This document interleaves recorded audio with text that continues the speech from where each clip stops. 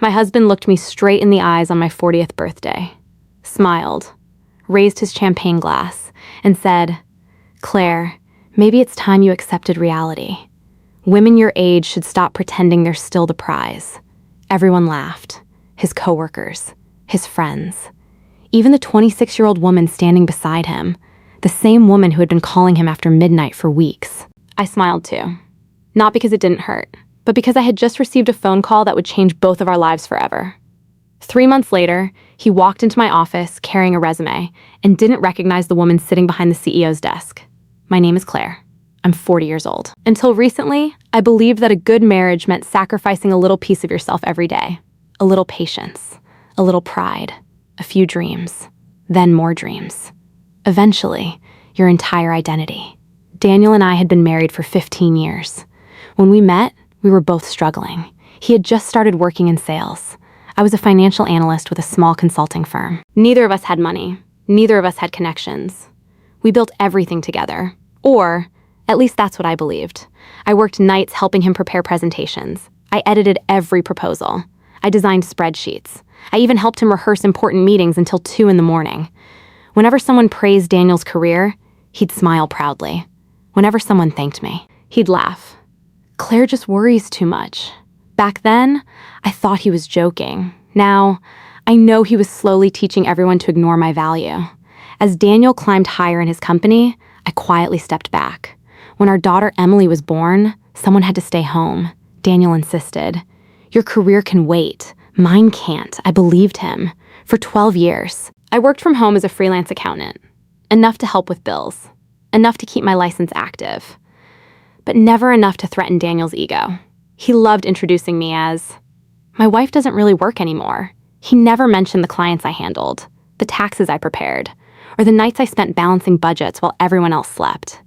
Everything changed 6 months before my birthday. Daniel hired a new assistant. Her name was Vanessa. She was young, confident, beautiful, and she laughed at absolutely everything Daniel said. At first, I ignored it. I wasn't jealous. I trusted my husband. But then, little things started changing. He suddenly cared about expensive cologne, new suits, gym memberships, late-night client dinners, weekend conferences that somehow never allowed spouses.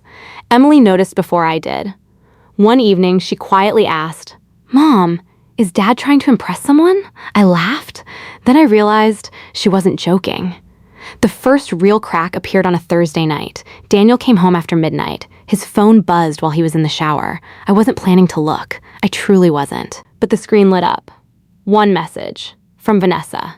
"Tonight was amazing." Just that. Nothing else. I stood there holding the phone, feeling like the floor had disappeared beneath me. When Daniel came downstairs, I simply asked, "Who is Vanessa?" He didn't panic. He didn't apologize. He rolled his eyes. "She's my assistant.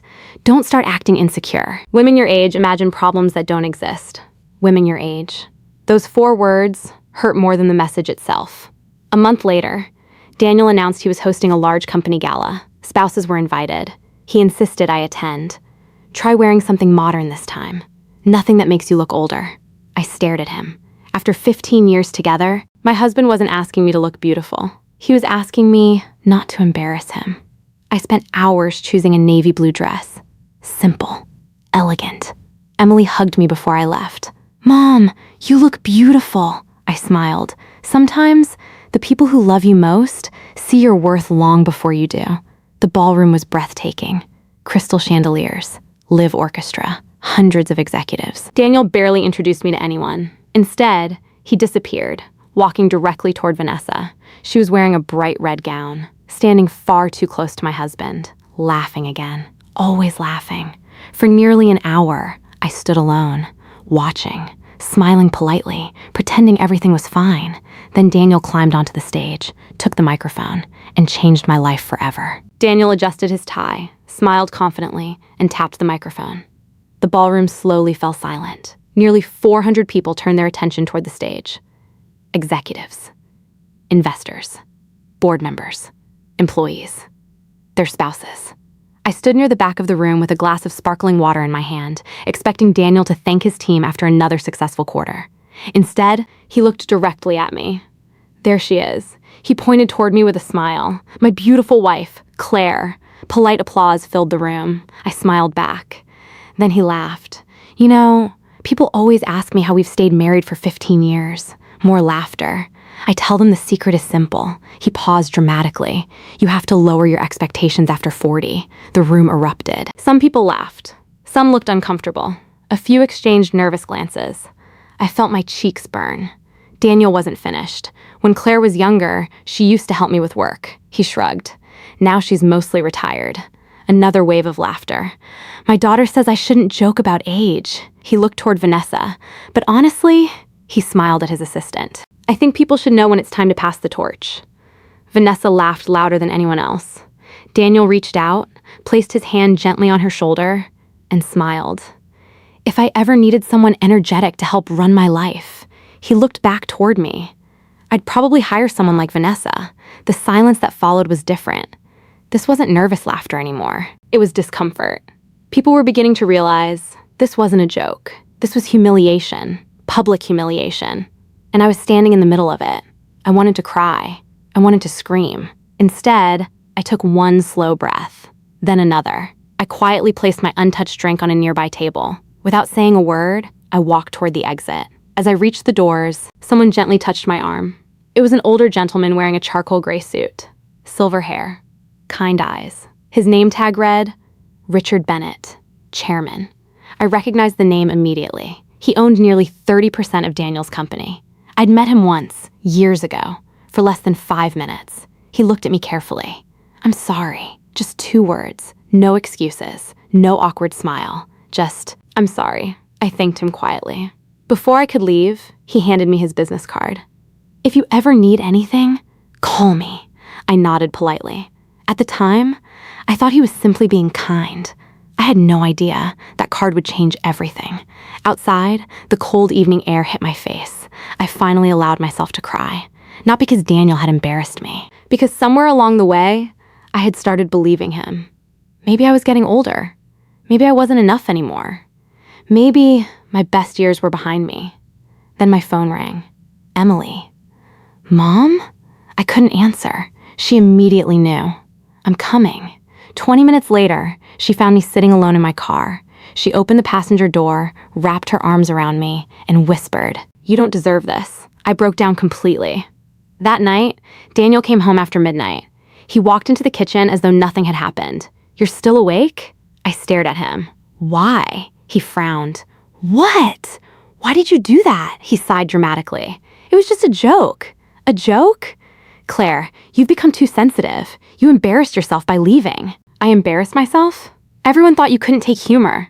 I couldn't believe what I was hearing. Then, he said the sentence that ended our marriage. "I love you, but you're not the woman you used to be. I need someone who matches the life I've built." Silence. Complete silence. After 15 years, those were his final words as my husband. I looked at him calmly. "Then maybe you should find her." He blinked. "What?" I said. "Maybe you should find her." For the first time all evening, Daniel looked uncertain. He expected tears, begging, promises. Instead, I walked upstairs, packed one suitcase, took my laptop, my accounting files, and Richard Bennett's business card. Without another word, I left the house. Daniel never followed me. Not that night. Not the next morning. Not even the day after. Instead, 3 days later, he mailed divorce papers to my attorney. He'd already made his decision. He just didn't realize. I had made mine too. I rented a small apartment across town. It wasn't luxurious, but for the first time in years, it felt peaceful. No criticism, no walking on eggshells, no pretending, just silence. One afternoon, while organizing old paperwork, Richard Bennett's business card slipped out of my notebook. I stared at it for nearly 10 minutes. Then, I called. The phone rang twice. Then a calm, familiar voice answered. "Richard Bennett speaking." I almost hung up. "Mr. Bennett, this is Claire." There was a brief pause. "I'm glad you called." No surprise, no confusion. Almost as if he'd been expecting me. The following Tuesday, I met him at a quiet cafe overlooking the river. He wasn't wearing an expensive suit this time, just a navy sweater and jeans. For someone worth hundreds of millions, he looked surprisingly ordinary. After we ordered coffee, he looked directly at me. "Tell me honestly, how long have you been helping Daniel?" I frowned. "What do you mean?" He smiled. "Every quarterly presentation, Every financial report, every budget projection. I've been watching Daniel's work for years. He leaned forward. The quality dropped the moment you stopped attending company dinners. I froze. You noticed? Richard nodded. I noticed people who make other people successful. You were one of them. For the first time in months, someone saw me. Not as someone's wife. Not as someone's mother. Not as a woman over 40. Just me. He took a folder from his briefcase and slid it across the table. Inside was a job description. Chief Financial Officer. I looked up immediately. I think you've given me the wrong file. I haven't. I laughed nervously.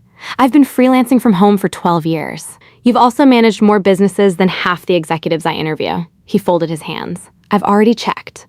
My team reviewed your client portfolio, your tax strategies, your financial recovery plans, your audit history. He smiled. You've never lost a client. I blinked. How did you? I do my homework. I shook my head. I'm not ready. Richard smiled. No, you think you're not ready. Those are two different things. He wasn't offering me charity. He wasn't trying to make me feel better. He genuinely believed I belonged there. Somehow, that scared me even more. The interview wasn't really an interview.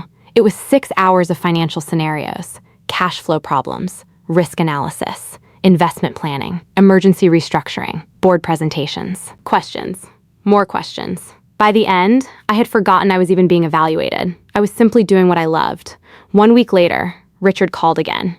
The board voted unanimously. The position is yours. I sat on my apartment floor and cried. Not because I was sad, because after years of feeling invisible, someone finally believed in me. The next 3 months changed everything. I worked harder than I ever had. I arrived before sunrise, left after dark. I rebuilt the finance department from scratch, reduced unnecessary expenses, negotiated supplier contracts, created new reporting systems. Within 10 weeks, profits increased by 11%. The board noticed, employees noticed, investors noticed. Most importantly, I noticed. Every morning when I looked in the mirror, I saw someone different, not younger, not prettier, stronger. Emily visited every Sunday. One afternoon, she looked around my office and smiled. You know what's funny? What? You laugh again. I hadn't even realized. For years, I'd stopped laughing. Not because life wasn't funny, because I had been surviving instead of living. One Friday afternoon, Richard walked into my office carrying 2 resumes. He placed them on my desk. We're hiring a new regional sales director. I nodded. I've narrowed it down to 5 candidates. He smiled. I'd like you to make the final decision. I raised an eyebrow. Me? You'll be working closely with whoever we hire. It should be your choice. He left the resumes on my desk and walked away. I spent the next hour reviewing qualifications. Candidate 1, excellent. Candidate 2, average. Candidate 3, strong leadership. Candidate 4, I stopped breathing. Daniel Carter, my ex-husband. I stared at the page. He'd left his old company just 2 weeks earlier. According to his resume, he was looking for a fresh opportunity. A fresh opportunity. I almost laughed. He had no idea where he had applied. No idea who now worked here. No idea that his application would land directly on my desk. I closed the folder slowly, then pressed the intercom. Melissa? Yes, Miss Morgan? Schedule Mr. Daniel Carter for an interview. When? I looked out the window. A calm smile spread across my face. Monday morning, 9 o'clock. As I ended the call, I whispered something I hadn't believed possible 3 months earlier. Life has a remarkable sense of timing. Monday morning arrived with clear skies and a calm breeze. At exactly 8:57 a.m., my assistant knocked softly on the office door. Miss Morgan, Mr. Daniel Carter is here. For a second, I simply looked out the window. 3 months ago, I had walked out of my marriage with 1 suitcase and a broken heart. Today, the man who broke it was waiting outside my office, hoping I'd give him a job. Life has an incredible sense of humor. Send him in. The door opened. Daniel stepped inside wearing a tailored gray suit, fresh haircut, expensive watch, the same confident smile I'd watched him wear for 15 years. He didn't look at me immediately. Instead, he admired the office, the skyline, the artwork, the polished wooden desk. Then, his eyes met mine. His smile disappeared. His face turned completely pale. Claire? I smiled politely. Good morning, Mr. Carter. He stood frozen. What are you doing here? I closed the resume in front of me. I'm conducting your interview. The silence was almost painful. Daniel laughed nervously. This has to be some kind of joke. It isn't. You work here? I do. He looked around the office again. No, this office belongs to the CFO. I nodded. It does. His mouth slowly opened. You're the chief financial officer? I am. For several seconds, he couldn't speak. The same man who once told me I was too old. Couldn't find a single word. Finally, he forced a smile. Claire, I'm actually really happy for you. I smiled back. Thank you. He relaxed slightly. I knew you'd always land on your feet. I almost laughed. 3 months earlier, he had mailed divorce papers without a single conversation. Now, he suddenly wanted to be supportive. Amazing. What unemployment can do to a person's personality. I opened his resume. Let's begin. He nodded. Tell me about your previous position. For the next 20 minutes, Daniel answered every question confidently. Sales growth, leadership, client retention, market strategy. He sounded impressive until I asked one simple question. Can you explain why you left your previous company? His confidence cracked. It was a mutual decision. I looked down at the notes Richard had shared with me. It says here your employment ended following an internal investigation. Daniel swallowed. There were misunderstandings. Were there? He shifted in his chair. I'd rather focus on the future. I looked directly into his eyes. So would I. Then I asked the question he never expected. If one of your employees publicly humiliated a colleague, would you consider that leadership? Daniel stared at me. He knew exactly what I meant. I made mistakes. People change. I nodded. They do. I've changed too. He leaned forward. Claire, I know I hurt you. I was under pressure. I wasn't thinking clearly. I remained silent. I've had a lot of time to reflect. I was wrong. I should never have treated you that way. For the first time, his apology sounded genuine. Not because he wanted me back, because he finally understood what he'd lost. I closed his resume. Daniel, can I ask you one final question? He nodded immediately. Of course. When you stood on that stage and told everyone I was too old, what exactly were you hoping to accomplish? He looked down. I don't know. No, you do know. It made you feel powerful. His eyes filled with regret. I was insecure. I thought success meant proving I was better than everyone else, and especially better than me. He didn't answer. He didn't need to. I stood and walked toward the window. The city stretched endlessly below. When we met, you earned less than I did. I never cared. When you failed, I encouraged you. When you doubted yourself, I believed in you. When everyone questioned your ideas, I defended you. I turned to face him. But the moment you became successful, you decided there wasn't enough room for both of us. Tears formed in his eyes. I'm sorry. I know. He looked at me hopefully. So, do I have the job? I smiled. Not cruelly, not proudly, simply peacefully. I'm afraid you're not the right fit for our company. His shoulders dropped. May I ask why? I handed him his resume. We're looking for leaders, not people who mistake humiliation for leadership. Daniel slowly accepted the folder. He nodded once. I understand. As he reached the door, he paused. I really did love you, I answered softly. I believe you. You just loved your ego more. Without another word, he walked out. And for the first time in 15 years, watching him leave didn't hurt at all. Daniel quietly closed the office door behind him. I watched through the glass wall as he walked down the hallway. His shoulders were no longer straight. His steps no longer carried confidence. For 15 years, I'd watched that man walk into every room believing the world belonged to him. Now, he looked like someone searching for a place he no longer recognized. I didn't feel victorious. I didn't feel angry. I simply felt free. A week later, Richard Bennett walked into my office carrying 2 cups of coffee. He placed one on my desk. You made the right decision, I smiled. I almost gave him another chance. Richard raised an eyebrow. But you didn't. I looked out the window. No, because I realized something. You can forgive someone without giving them access to your life again. Richard nodded. That's wisdom. Business continued to grow. Within 6 months, our company opened 2 new regional offices. The finance department I'd rebuilt became the model for every other division. For the first time in my career, my name appeared in business magazines. Not because I was someone's wife, because of my own work. Every interview ended with the same question. What's the secret to your success? I always gave the same answer. Stop waiting for someone else to recognize your value. Recognize it yourself first. Emily graduated from college that spring. As she walked across the stage, I couldn't stop smiling. After the ceremony, she hugged me tightly. "You know what makes me happiest?" I laughed. "What?" "When I was little, I thought Dad was the strongest person I knew." She looked into my eyes. "Now I know it was always you." I wrapped my arms around her. No promotion, no award, no amount of money could ever mean more than hearing those words from my daughter. Almost a year after the gala, I received an unexpected letter.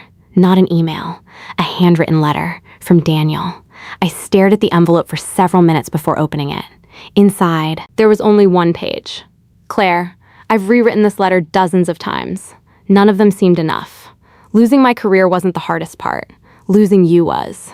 For years, I believed success meant people admiring me. I never realized the person I should have appreciated most was already standing beside me. You believed in me when I had nothing. I repaid you by making you feel like nothing. I don't expect forgiveness. I only hope one day you'll remember me before I became someone you no longer recognized. Daniel." I folded the letter carefully, placed it back inside the envelope, then locked it inside a drawer. Not because I wanted to keep the memory alive, but because I wanted to remember one lesson. People don't always change when you ask them to. Sometimes they only change after they lose everything they took for granted. 2 years later, I was invited to speak at a leadership conference. More than 1,000 people filled the auditorium. Business owners, executives, young professionals. Many of them asked how I'd rebuilt my confidence after public humiliation. I walked to the center of the stage, smiled, and said something I'd learned the hard way. Confidence isn't built when people applaud you. It's built when they laugh at you, and you still refuse to believe their version of who you are. The room became silent. I spent years trying to prove my worth to someone who had already decided not to see it. Don't make that mistake. The right people won't ask you to become smaller so they can feel bigger. The audience stood. One by one, they applauded. Not for my success, but for the truth. That evening, I drove home to the lake house I'd always dreamed of owning. The windows overlooked calm water. The porch was quiet. A golden retriever ran across the yard to greet me. Emily and her husband were already setting the table for dinner. There was laughter, music, peace, real peace, not the kind you fake for appearances.